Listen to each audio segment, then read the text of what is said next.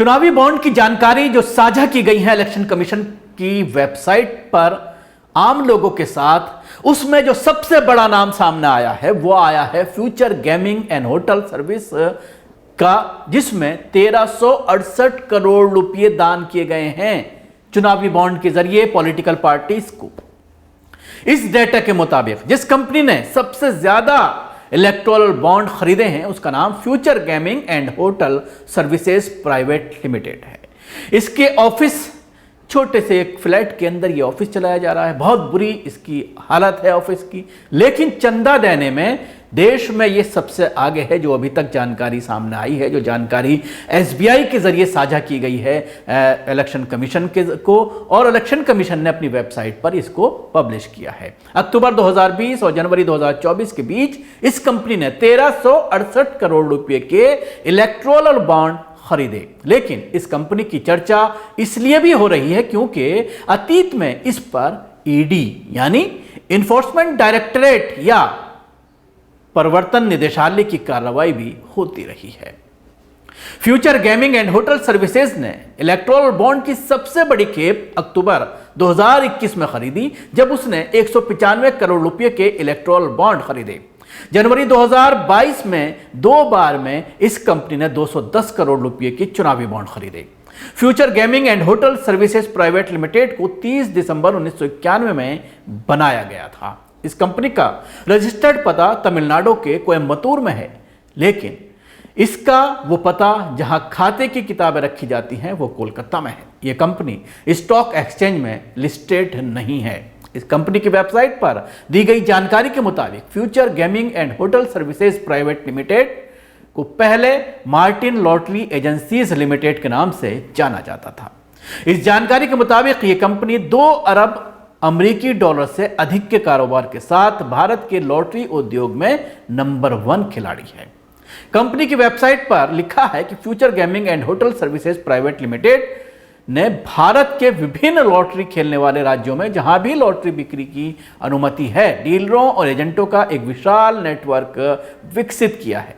इसने लॉटरी के क्षेत्र में निरंतर बाजार अनुसंधान में माध्यम से व्यवसाय में अव्वल है। उपलब्ध जानकारी के मुताबिक सैंटियागो मार्टिन इस कंपनी का चेयरमैन है। मार्टिन को लॉटरी किंग भी कहा जाता है। ईडी ने prevention of money laundering act के मुताबिक 11 और 12 मई 2023 को future gaming solution India private limited के सैंटियागो मार्टिन और अन्य लोगों के चेन्नई में आवासीय परिसर और कोयम्बटूर में व्यवसायी परिसरों में तलाशी अभियान चलाया था। तलाशी के दौरान करीब 457 करोड़ रुपए की चल अचल संपत्ति बरामद की गई थी।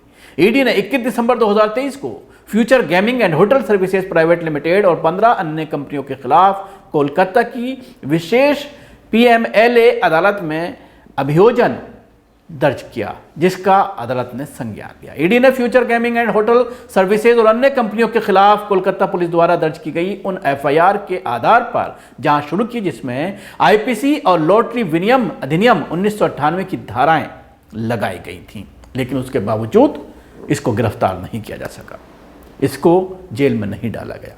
दिल्ली में आपने देखा कि किस तरह से एक एक करके आम आदमी पार्टी के नेताओं को गिरफ्तार किया गया 5000 करोड़ रुपए के शराब घोटाले का आरोप लगा करके। लेकिन ये आप देख सकते हैं कि किस तरह से सिर्फ एक ही बंदे के जरिए, एक ही कंपनी के जरिए इतना बड़ा अमाउंट जब चंदे में दिया जा रहा है और इस चुनावी बॉन्ड में दिया जा रहा है, और इस बॉन्ड के जरिए आप को मैं बताना चाहूंगा जो भी इसमें बॉन्ड में इन्वेस्ट करता है वो आय इनकम टैक्स से एग्जेम्प्ट होता है, यानी इनकम टैक्स को एक बड़ा झटका इसको के जरिए जो देश की संपत्ति है, जो देश की सरमाया है, उसको कहीं ना कहीं नुकसान पहुंचाया गया है। और इस खेल में जाहिर सी बात है सरकार पूरी तरह से शामिल है, मोदी सरकार पूरी तरह से शामिल है।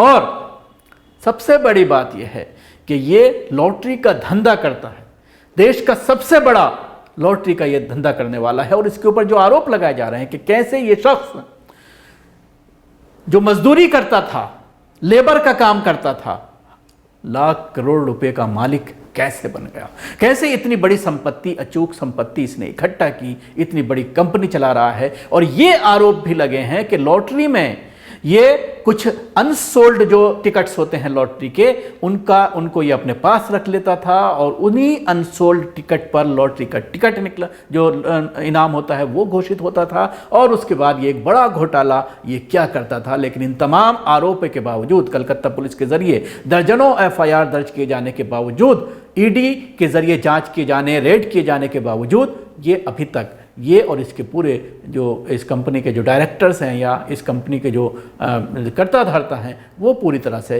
गिरफ्त से बाहर हैं। तो आप अंदाज़ा लगा सकते हैं कि किस तरह से बचाव का रास्ता ये चुनावी बॉन्ड जो है वो बन करके उभरा है और बड़े खुलासे इसको लेकर के हो रहे हैं। अब जानने वाली बात यह है कि अब जो आज ऑर्डर दिया गया है सुप्रीम कोर्ट के ज़रिए कि बाकी का डाटा भी फराहम किया जाए, जिसमें और बड़े नामों का खुलासा हो सकता है।